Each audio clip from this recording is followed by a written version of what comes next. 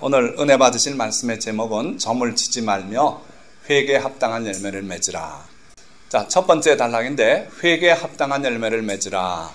이 말씀은 세례 요한이 외친 말씀입니다.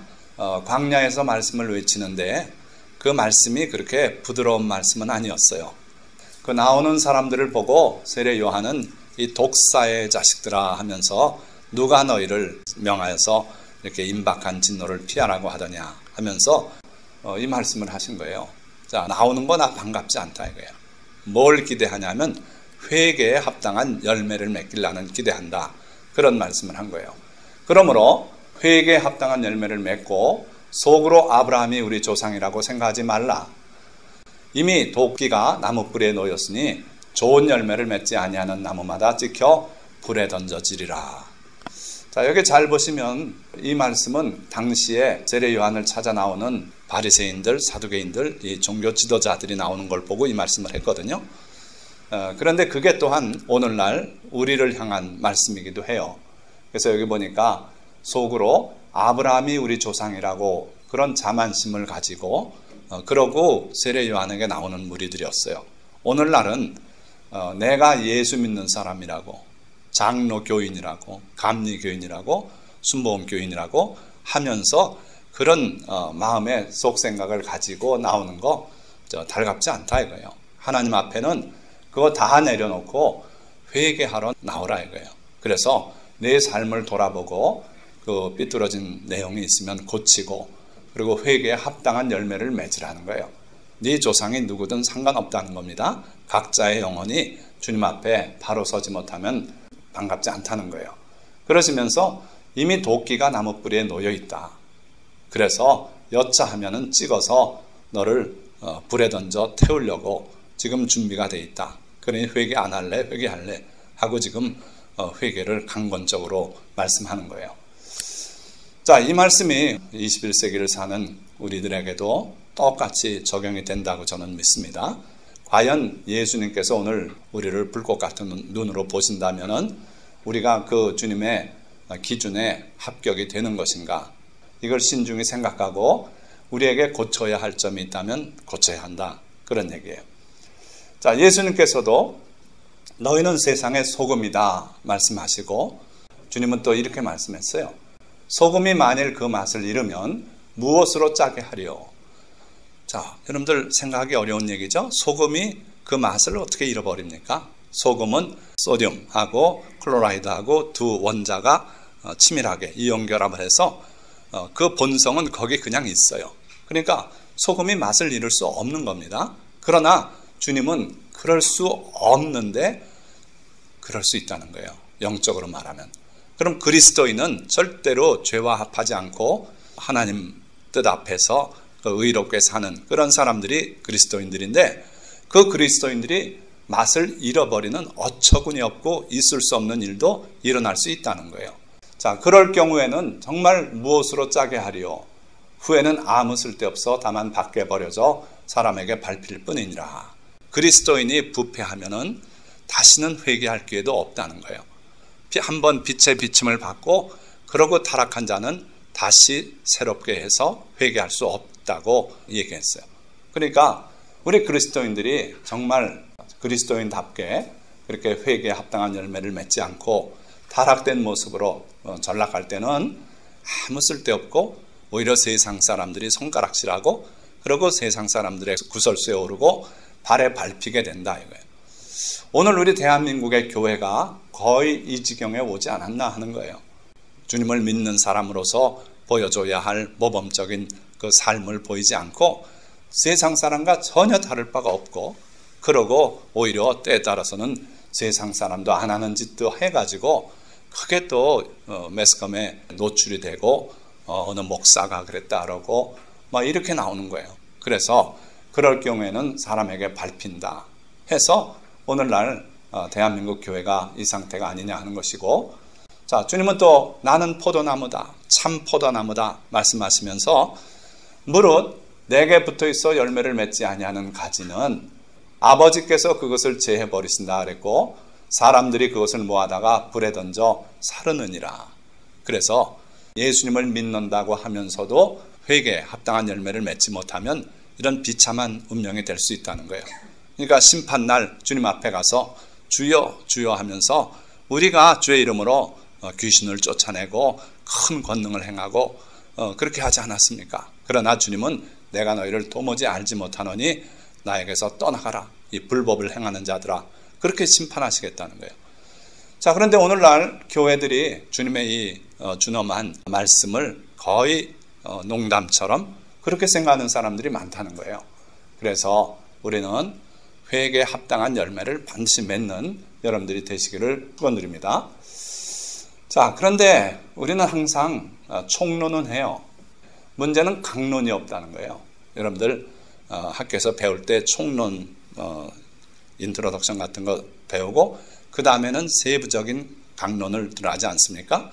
그 강론이 없는 총론은 아주 허황된 거예요.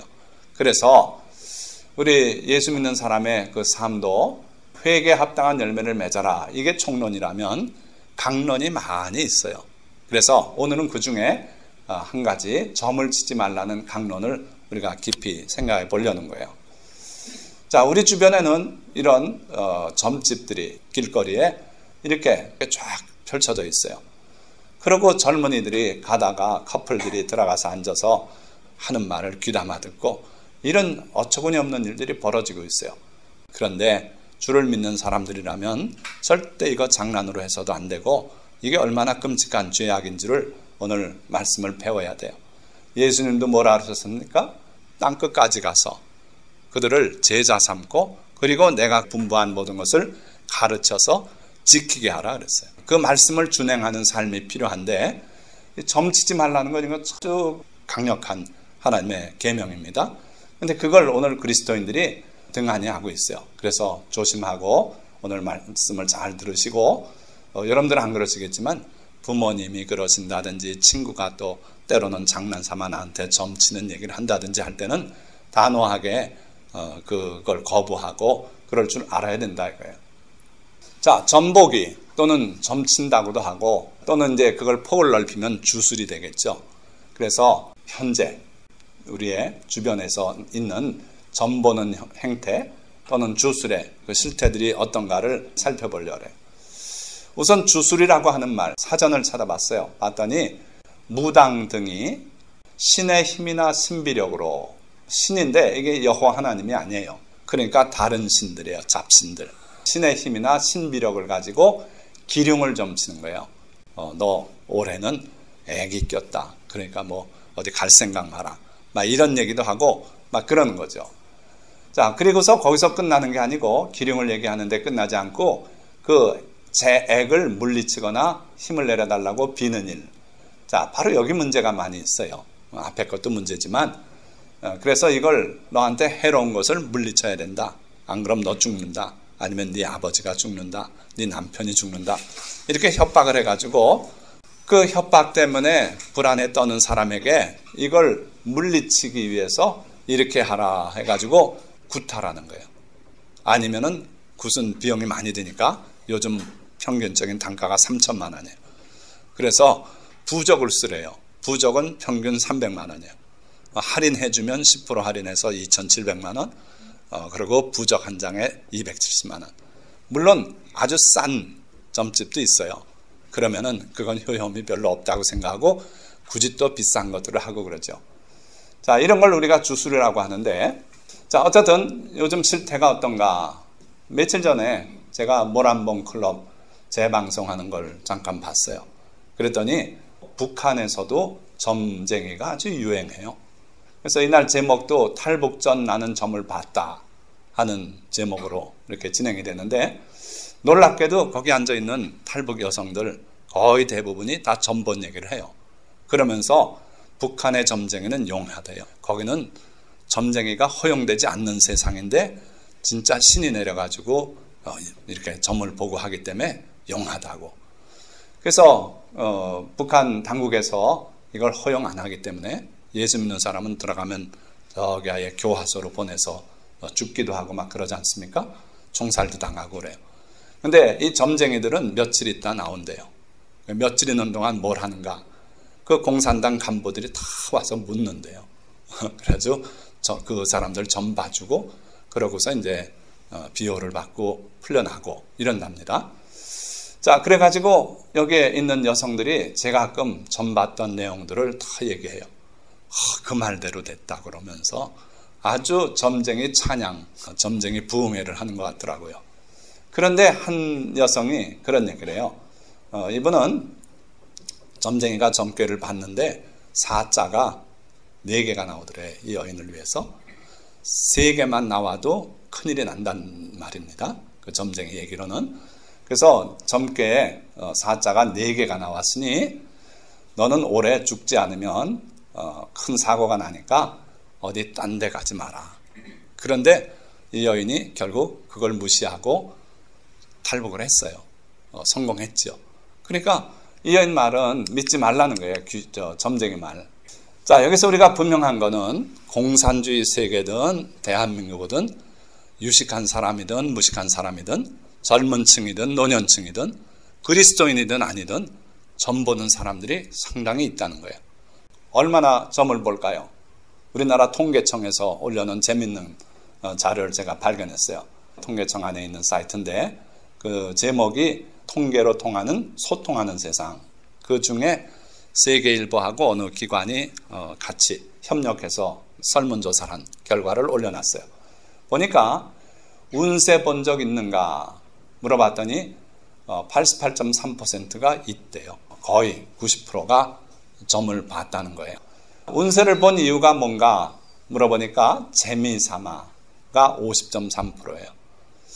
그러고 인생의 중대사항을 앞두고 또 일이 안 풀려서 뭐 이런 게 거의 반이고요. 자, 그런데 실제로 재미삼아 봤다 하는 것이 믿을 수 있느냐? 모란봉 클럽에서 얘기하는 거 보면 점을 본 사람들이 거의 100% 점을 신뢰하더라고요. 그냥 재미로 봤다는 사람 못 봤어요. 그러니까 재미로 봤다 하는 말은 이거는 남들한테 자기가 점쟁이를 신뢰한다는 말을 부끄러워서 못하는 것뿐이고 혹시 여러 젊은 층에서 재미 삼아 보는 경우들이 있어요. 그건 처음에 그렇고요. 그 다음에는 점쟁이한테 빨려 들어가요. 중독이 돼요. 그래가지고 점쟁이를 신뢰하게 된다는 데 문제가 있다는 거예요. 그게 이제 결국은 멸망을 부르는 가증한 죄이기 때문에 절대로 이건 재미로 볼 게 아니다는 겁니다. 여러분들 마약이 그렇지 않습니까? 한 번만 해보자. 마약이 어떤 건지 나도 한번 경험해보고 싶다. 해가지고 한 번 한 사람이 또 하게 되고 또 하게 돼서 중독이 되고 그것 때문에 파멸하게 되는 거나 똑같아요. 점 보는 것도 분명히 이 뒤에 배후에 사탄이 있고 사탄의 유혹, 미끼에 물리는 거기 때문에 한 번에 재미로 보는 걸로 끝나지는 않는다는데 문제가 있다는 거예요. 자, 그럼에도 점 보는 크리스찬이 있대요. 점 보는 크리스찬이 있대요. 그 내용을 보니까 점 보는 이 중 99%가 크리스찬이래요. 말이 안 되는 소리 아닙니까? 말이 돼요. 이게 미국 미주 한인 교회에 관한 소식들이에요. 자, 미국에 가면은 웬만한 사람들이 다 교인이 돼요. 그래가지고 거기서 교회 다니다가 유학 시절에 돌아와선 또 교회하고 발 끊는 사람도 많고 그래요. 자, 그래서 미국 교민의 99%는 크리스찬이라고 말해도 되고 그러니까 점집에 오는 사람의 99%가 크리스찬이라는 얘기예요. 그런데 국내는 어떠냐? 우리나라의 실정은 점쟁이들이 자기 고객들, 단골 고객들을 잘 알지 않습니까? 그래서 당신의 고객 중에 몇 프로가 크리스찬인 것 같습니까?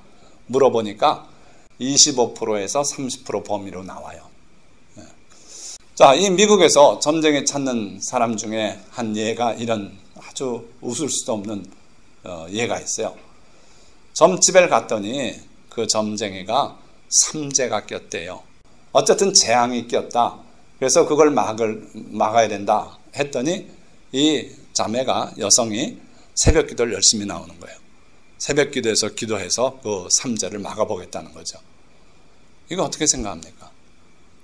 이 여인은 점 보러 가서 그 점쟁이가 삼재가 꼈다 하니까 그 말을 아멘 믿고 그러고 새벽 기도 나와서 기도해서 이 재앙을 막아보자고 열심히 새벽 기도를 나오는 거예요. 그 전에 안 나오더니 이렇게 나오고 있어요.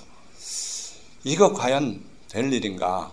이 점쟁이를 찾아갔다는 것도 문제고 점쟁이의 말을 신뢰했다는 거 문제고 그 또 새벽 기도로서 그 재앙을 막아보려고 노력하는 거 하나님의 뜻을 자기가 찾아서 회개할 거 회개하고 하나님의 뜻대로 살고자 하면 돼요. 그런데 이거는 완전히 주술에서 시작해서 주술적인 행동으로 지금 나가고 있는 거예요. 그러니까 주님 앞에 나와서 새벽 기도 한다고 해서 다 올바른 기도가 아닐 수도 있다는 거예요. 자, 심지어 이런 게 있어요. 점쟁이에게 와서 내가 지금 선교를 나가야 될 텐데 어디로 가는 게 좋습니까? 하고 묻는 목사님이 있대요. 자기하고 절친한 목사님이랍니다. 이 목사가 하나님께 기도해서 응답 내리기를 바라고 그렇게 기도를 하지 않고 점쟁이에게 가는 거예요. 어떻습니까? 어떻게 생각됩니까? 우리 그리스도인들이 이런 유혹에 빠질 수도 있어요. 왜냐하면은 하나님 앞에 기도해서 하나님께서 대답을 주시면 좋은데 기도해도 대답 안 하시는 경우가 많아요. 그런데 점쟁이한테 가면 이게 용해서 이래라 저래라 하고 막 일러주거든요. 그러니까 점쟁이한테 찾아가요. 심지어 선교지를 어디로 가야 쉽게 선교가 되고 부흥할지 이걸 물어보고 간다 이거예요. 그러니까 이게 참된 목사냐 참된 신앙이냐 절대로 아니에요. 큰일 나는 신앙입니다. 잘려져서 불에 던져 살라질 수 있는 그런 위태한 영적 상태예요. 자, 어째서 이런 일이 있는가? 그리스도인들이 주님을 안 믿는 것도 아니고 믿는 것과 주술이 막 뒤섞여서 이러고 있는 상태다 이거예요. 왜 이런 일이 있는가? 이게 교회의 책임인가? 물론 교회의 책임이죠. 자, 에스겔서에 보면 하나님께서 에스겔 선지자에게 하신 말씀이 있어요. 지금 이스라엘 백성이 네게 나와서 나 여호와의 뜻을 묻는다. 좋아 보이지? 좋지 않다는 거예요. 하나님은. 왜 그러냐면 이들이 네게 나와서 나 여호와 하나님의 뜻을 묻지만 내가 그래서 너에게 내 뜻을 알려주면 네가 전하지 않냐. 그런데 그 말을 듣고 가서 준행하는 놈이 없다 이거예요. 그럼 왜 네 말을 듣는지 아냐? 너를 고운 음성으로 사랑 노래를 부르는 가수처럼 생각하고 뭔 말 하는가 호기심으로 와서 듣고 그런다는 거예요. 자, 오늘날 교회도 목사에게 기대하는 게 그런 정도를 기대하는지 모르겠어요. 감동적인 설교, 또 위로가 되는 말씀, 그리고 다 천국 간다는 그런 값싼 복음들, 이런 것만 설교해 주길 바라요. 그래서 예수 믿는 사람이 이렇게 살아야 된다고 하나님의 참된 말씀을 전하면은 그거 율법주의적이고 뭐하고 다 싫대요. 그러고 철저하게 고운 음성으로 자기들에게 사랑한다고, 하나님이 여러분들을 사랑한다고, 복 내리신다고 그런 얘기만 해달라는 거예요. 자, 또 이 목회자도 문제입니다. 구도자 중심의 예배를 주창한 릭 워런이라고 하는 목사님이에요. 자, 이분은 예배를 드릴 때 구도자 중심으로 드려라 이거예요. 그러니까 아직 예수님을 믿지 않는 사람, 무엇이 진리인지를 찾고 있는 사람, 말이 그렇죠? 찾고 있는 사람 아니에요. 예수님을 안 믿는데 억지로 끌려온 사람들, 친척의 친구에 의해서 그 사람들을 위해서 목사부터 양복 입고 서 있으면 그거 불편해한다. 티셔츠 입어라. 또 캘리포니아 같으면 반바지 입어라. 그럼 분명히 그렇게 얘기해요. 그리고 슬리퍼 신고. 그래서 제가 워싱턴에서도 아주 큰 교회, 잘 나가는 교회를 나가봤더니 그러고 있더라고요. 목사님이 청바지 입고 헌금하는 사람도 다 슬리퍼 신고 반바지 입고 헌금 이렇게 하라고 한 손으로 성의 없이 주고, 그 미국식인가 봐요.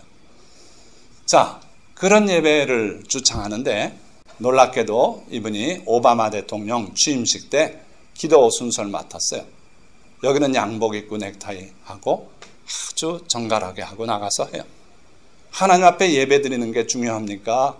오바마 대통령 취임이 중요합니까? 그런데 이런 자세로, 그래서 대한민국의 많은 교회들이 이거 흉내낸 교회들이 많이 있었어요.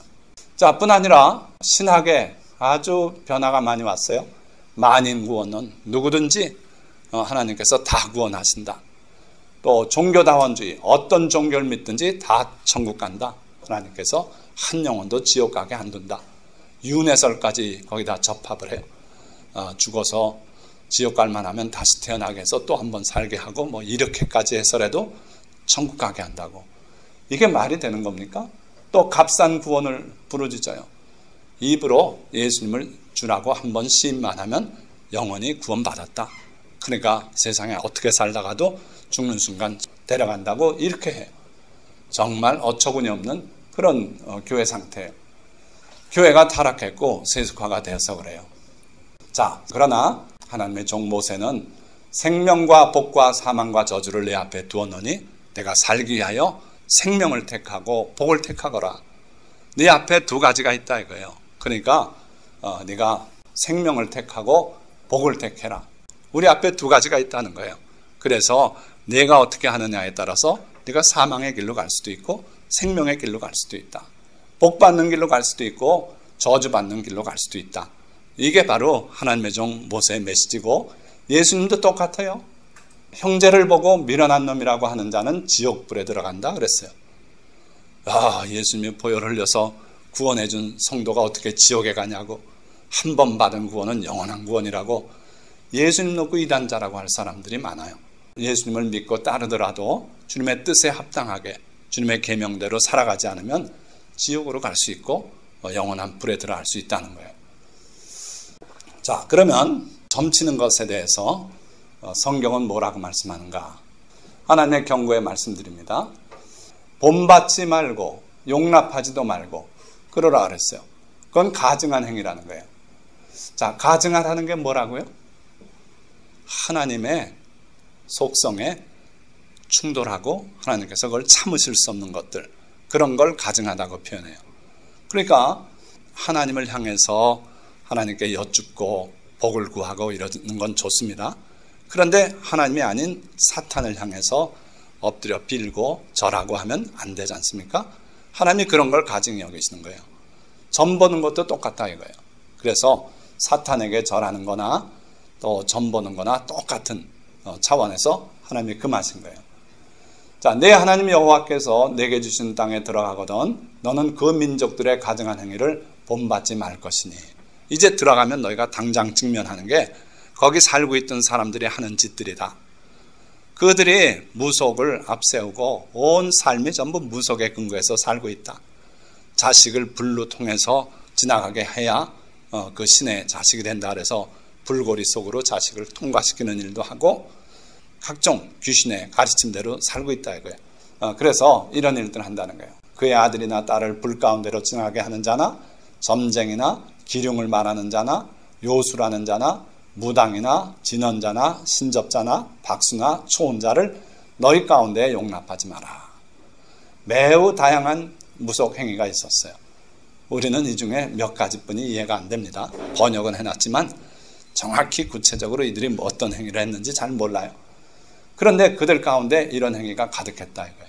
그러나 너희는 그런 행위를 용납하지 말라.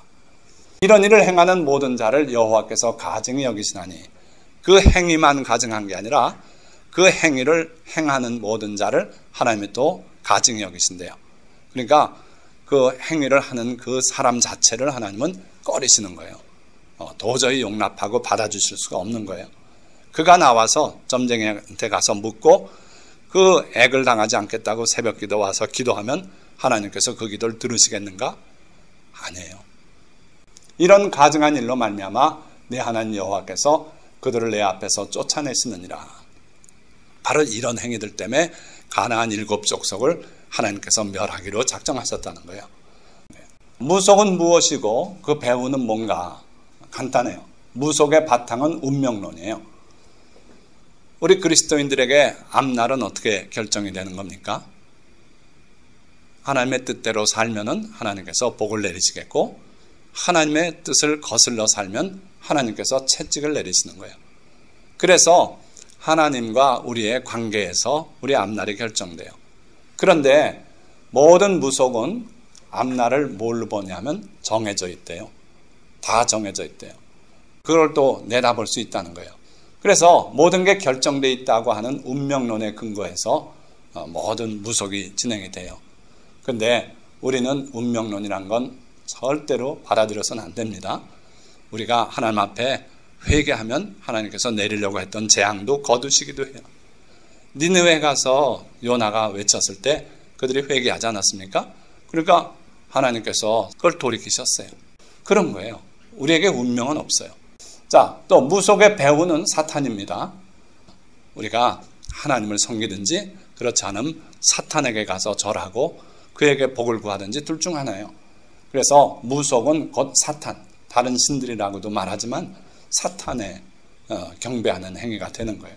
우리 민족에게 유감스럽게도 이 미신과 주술적 행위들이 뿌리 깊이 박혀 있는 것 같아요. 자, 여러분들 우리 죄송합니다. 말씀사랑교회 터줏대감인 집사 이렇게 말하면 어떻습니까? 느낌이 별로 거부감이 없죠. 그런데 그거는 사탄적인 얘기예요. 터줏대감이 누군지 아십니까? 우리가 많이 쓰는 말인데 그 땅의 주인이 귀신인데 각각의 땅을 차지하고 있는 귀신들이 있답니다. 귀신도 부동산 좋아하나 봐요. 그래가지고 자기 땅인데 거기에 옛날엔 나무가 있고 그랬는데 누가 와서 집을 짓고 살으려고 집을 지어요. 그럼 터줏대감한테 잘 보여야 돼요.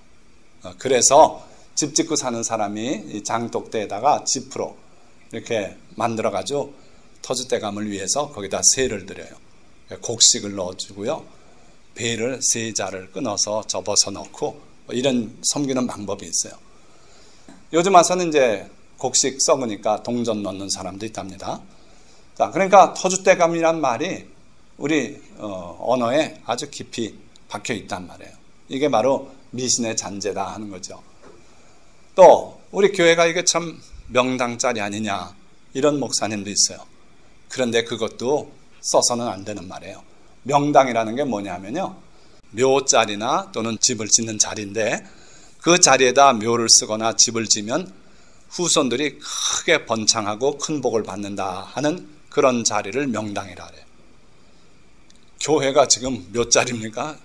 그러니까 이것도 주술적 행위에 근거한 용어예요. 자, 손 없는 날이란 말이 있어요. 이삿짐 센터에 전화해보면 언제 가려고 그러십니까? 며칠 날이 좋겠는데요. 아, 그날은 예약이 다 찼습니다. 손 없는 날이라. 그런 얘기를 듣는 수가 있어요. 또 가격이 달라요. 아, 그날은 30만 원입니다. 아, 그럼 목요일 날 가면 어때요? 그거 20만 원. 뭐 이렇게 차이 나요. 아, 그날은 손 없는 날이라 손님들이 많아서 좀 비쌉니다. 그런 얘기를 해요. 저는 이게 손 없는 날이 손실이 발생하지 않는 날이다 그렇게 생각했는데 그게 아니고 손이란 귀신이 있어요. 이놈의 귀신은 방향 따라서 첫째, 둘째 날은 동쪽으로 가서 사람을 괴롭히고요. 셋째, 넷째 날은 3, 4일은 남쪽으로 가서 사람을 괴롭히고 손해를 입히고 그래요. 그러니까 동서남북 4시니까 8일 동안 열심히 다니며 일해요. 그 다음에 안식일은 9일 10일이에요. 그래서 이 손 귀신이 쉬는 날, 손이 없는 날 이사해야 그릇도 안 깨지고 사고도 안 나고 좋다는 거죠. 자, 그래서 이게 일반화돼서요. 결혼하는 날도 손 없는 날 하고 뭐 이런 모든 행사를 손 있는 날 없는 날 따지는 사람들이 있어요. 이게 바로 무속이에요. 자, 사주팔자 보는 거 그렇죠. 또 결혼 전에 저쪽 남자 우리 딸 궁합이 잘 맞는지 그걸 또 가서 맞춰보고요. 궁합이 안 맞는다고 안 좋다고 헤어지라 그래서 울며불며 헤어지는 사람도 있어요. 그건 미신이에요. 하나님 법에는 그런 거 없어요. 절대로 여러분들이 부모를 통해서도 궁합 보게 허락하지 말고 그렇게 하시기 바랍니다. 또 오늘 주제가 되는 점 보는 것, 굿하는 것, 부적, 방토 이건 북한의 점쟁이들이 쓰는 용어예요. 그래서 점을 쳐서 해로운 게 예상되면 그걸 막아야 된다. 막는 방법이 방토랍니다. 그래서 나한테 해를 끼치는 옆 사람이 있어. 그 사람 내버려 두면 안 돼. 너한테 해가 올 거야. 그러니 부엌식 칼 신문지에 말아서 닭피를 묻혀서 그 집 앞에 갖다 놔. 막 이러면 그렇게 하고 그래가지고 액땜을 했다 그러고 이런 신앙들이 있어요. 이거 절대 하나님이 용납 안 하시는 행위입니다. 자, 내가 쫓아낼 이 민족들은 기륭을 말하는지나 점장의 말을 듣거니와. 여기 듣는다는 것은 샤마라는 히브리 단어입니다. 귀담아 듣고 신뢰하면서 듣고 그래가지고 실천하는 것을, 그런 자세로 듣는 것을 샤마라 그래요. 자, 하나님께서 쫓아낼 이 민족들이 바로 그런 짓들을 한다 이거예요. 기륭을 말하는 자나 점쟁이의 말을 귀담아 들어요.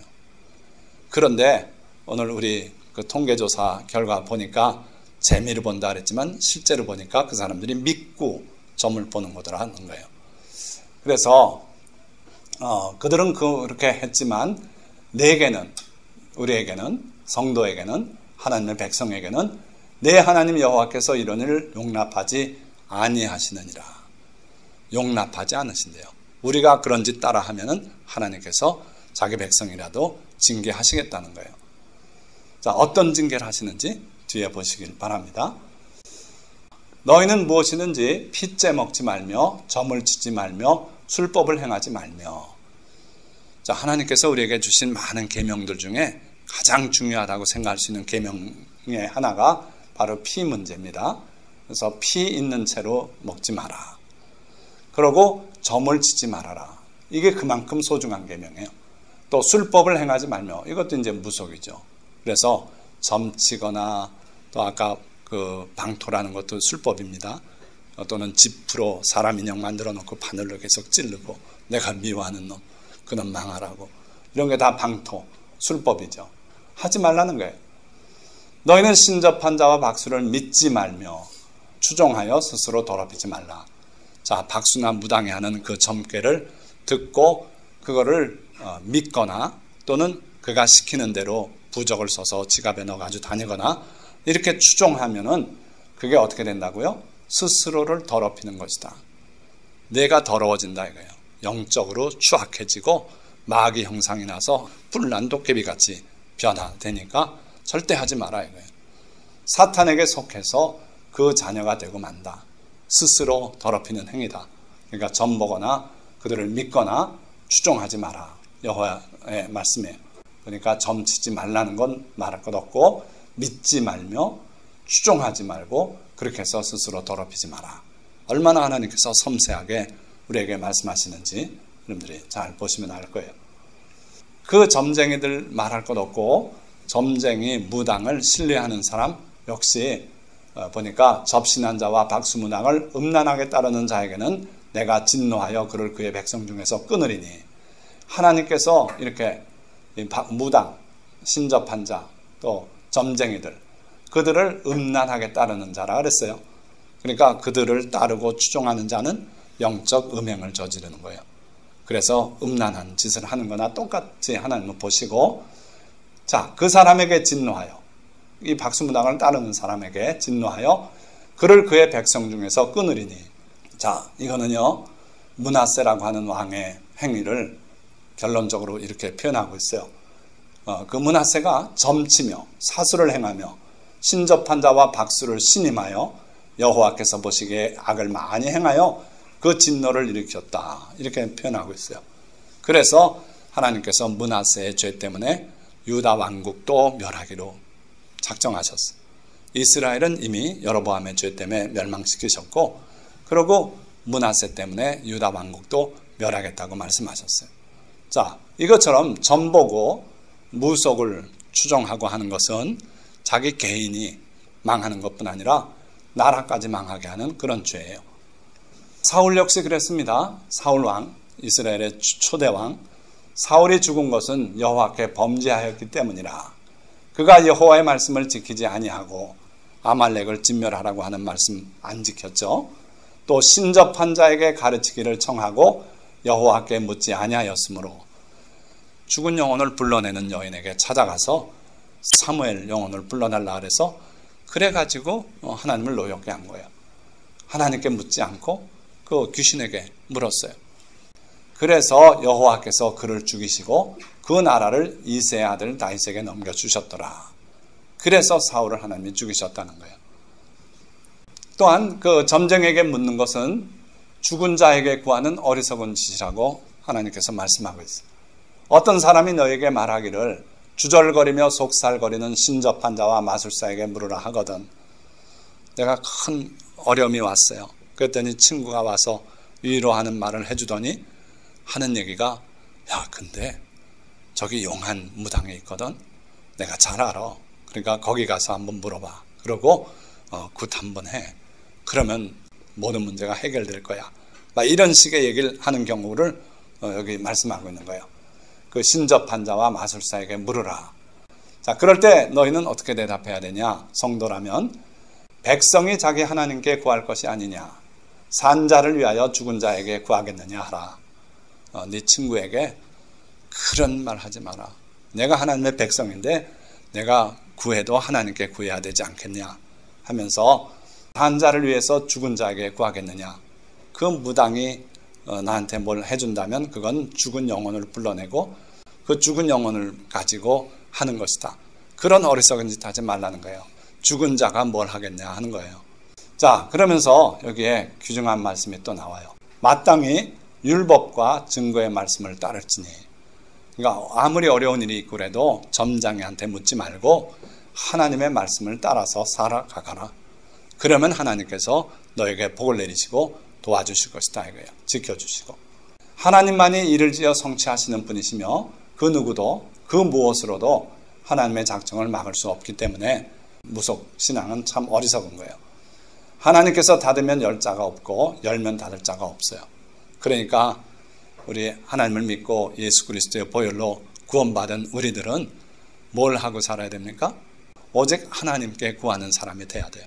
그래서 하나님 앞에 하나님께서 쉽게 응답 안 하시더라도 기도하고 기도하면 하나님의 응답이 오거나 하나님께서 우리의 기도를 들어서 우리를 도와주실 거예요. 점치는 죄와 그 유사 행위를 말씀드리려고 해요. 꼭 점쟁이 앞에 가서 점을 봐야만 점치는 행위인가? 그렇지 않고 점 보는 행위가 아닌 것 같으나 점 보는 행위들이 있어요. 잘 들어보세요. 직접적으로 점쟁이를 찾아가 점을 보는 건 분명히 점치는 행위죠. 그러나 간접적으로 점쟁이 말을 청정하는 행위들이 있다 이거예요. 아까 말씀드린 궁합 보는 게 그 한 예예요. 내가 점쟁이한테 안 갔습니다. 근데 우리 어머님이 가서 점쟁이한테 가가지고 물어본 거예요. 그랬더니 궁합이 맞는다, 좋다, 결혼 진행하자. 그런데 나중에 보니까 후회스러운 결혼이 될 수 있어요. 또 반대로 안 된다, 궁합이 안 맞는다, 갈라서라. 그래가지고 울고불고 그 잘 나가던 관계가 깨지고 이러는 수도 있어요. 그러니까 이 간접적인 점 치는 거 이것도 해서는 안 되는 거다 하는 겁니다. 자, 기륭을 예측하는 행위도 이거 점쟁이의 행위예요. 그 뭘까요? 풍수지리 또는 하늘의 징조들 보고 또 뭐 달이 붉은 달이다, 테트라 블라드문이다, 큰일 난다 뭐 하면서 그런 것 어수선 떠는 거 다 점치는 행위예요. 자, 어떤 분은 그래요. 자기 집에서 아침에 출근할 때 처음 만나는 좌회전 신호가 바로 떨어지면 그날 일진이 좋대요. 그리고 좌회전 신호가 더디 떨어지는 날은 일진이 엉망이 된다고 그걸 굴뚝같이 믿더라고요. 그런 사람들이 있어요. 이것도 일종의 점치는 행위다 이거예요. 자, 재미로 보는 점들이 있어요. 이건 신뢰하고 보는 거 아닌 것 같은. 그래서 오늘의 운세라든지 그런 거 보지 마십시오. 절대로. 이거 점치는 행위예요. 하나님이 가증스럽게 여기고 끊어버리겠다고 하신 그런 행위예요. 자, 타로점 서양에서 들어온 거죠. 또 이거 보는 사람들 많아요. 요즘은 사주 카페 차도 마시고 그것도 좀 물어보고 막 이런 것들 얼마나 유행하는지 몰라요. 또 중국집에서 식사 잘 했는데 나중에 포춘 쿠키라고 해서 이렇게 딱딱한 과자 나오죠. 깨뜨려 보면 그 안에 메시지가 있어요. 그래서 이걸 또 심각하게 읽고 요걸 또 보려고 일부러 중국집 가는 사람도 있어요. 이것도 점치는 행위예요. 자, 그렇다면 우리는 어떻게 살아야 할 것인가? 주님을 사랑하고 신뢰해야 돼요. 첫째로 주님을 믿어야 돼요. 주님이 나를 사랑하시고 십자가에 못 박혀 피까지 흘려 돌아가신 분인데 나를 왜 복 내리시길 원치 않겠습니까? 그러니까 주님을 사랑하고 신뢰하면서 그러나 탐욕과 염려와 근심은 버려야 돼요. 주님께 온전히 맡기고 삶을 주님께 맡기고 그리고 믿고 그렇게 살아야 된단 말이에요. 자, 그리고 주수를 금하신 주님의 말씀을 귀담아 듣고 그 말씀들을 지켜야 돼요. 그래서 절대로 기륭을 말하는 그런 것들 귀담아 듣거나 그 말대로 추종하거나 하지 말란 말이에요. 자, 그것이 바로 회개에 합당한 열매입니다. 다른 게 아니에요. 하나님의 말씀대로 사는 게 회개에 합당한 열매를 맺는 거예요. 그렇게 하면은 신실하신 주님께서 그의 천사를 명하여 우리를 지키시고 그러고 하늘과 땅의 복들을 풍성히 내려주실 것이기 때문에 우린 점 볼 필요가 없고 절대로 점 근처에도 가지 말아야 되는 거예요. 자, 말씀을 맺습니다. 자, 우리가 오늘 점치는 문제를 얘기했는데 우선 죄에 대해서 다시 생각해 봐야 돼요. 죄가 뭔가? 하나님의 계명과 뜻을 떠나서 자기 뜻대로 사는 것이 죄예요. 우리가 사는 데 있어서 하나님의 계명보다도 우리 신학, 철학, 우리의 생각으로 살게 되면 그게 죄가 된다 이거예요. 자, 그 길은 저주의 길이고 그 종착역은 사망이에요. 죄는 반드시 끝이 사망이라 그랬어요. 모든 주술적 행위들은 하나님 앞에 다른 신을 두는 영적 간음이고 가증한 행위이고 하나님이 엄격히 금지하신 죄예요. 하나님께서 이게 가증하다 했으면 가증한 겁니다. 그걸 내가 무시하고 아이 재미로 보는데요 뭐 하고서 보게 되면 그거는 죄예요. 자, 그런데 사탄이 우리를 하나님의 백성인데도 불구하고 와서 유혹을 해요. 언제 그러냐면 너무 힘들고 할 때, 아니면 또 모든 것이 평안한 사람에게는 호기심을 믿기로 해서 우리에게 다가와서 무속적 행위를 해보도록 유혹을 해요. 너무도 일이 안 되니까 왜 안 되는지 점쟁이한테 가서 묻고 그리고 시원한 말을 좀 듣고 그리고 처방을 받고 그렇게 해서 이 어려움 속에서 피해 보려고 그런 심리들이 있다 이거예요. 자, 그러나 사탄이 결코 그 무속적 행위로 우리에게 복을 주고 평안을 주고 거기서 벗어나게 하진 않아요. 멸망시키려고 오는 것뿐이라 그랬어요. 자, 참된 그리스도인이라면 모든 주술적 행위를 멸망케 하는 심각한 죄로 여겨야 돼요. 하나님이 그렇게 말씀하시기 때문에 그래요. 그리고 극히 꺼리고 그걸 가증히 여기고 우리도 그걸 멀리해야 돼요. 우리가 하나님의 심정으로 사는 게 올바른 길이에요. 하나님은 그걸 싫어하는데 나는 그거 좋다 그러고 쫓아가면 그건 하나님의 자녀가 아닙니다. 자, 그리고 마귀의 유혹이 다가올 때 단호하게 물리치십시오. 혹시라도 그런 생각이 내 생각처럼 떠오르면 내 생각이 아닌 걸 아셔야 돼요. 마귀가 주는 유혹인 걸 아시고 사탄아 물러가라. 너는 나를 넘어지게 하는 자다 하고 물리치십시오. 그러면 사탄이 물러가고 그 시험은 없었던 것처럼 소멸되고 말 거예요. 점치라는 유혹 물리치고 재미로라도 보는 그런 행위를 우리가 조심해서 피하고 하는 것이 바로 예수 그리스도를 믿는 성도들의 그 합당한 영적 열매가 되는 겁니다. 기도하겠습니다.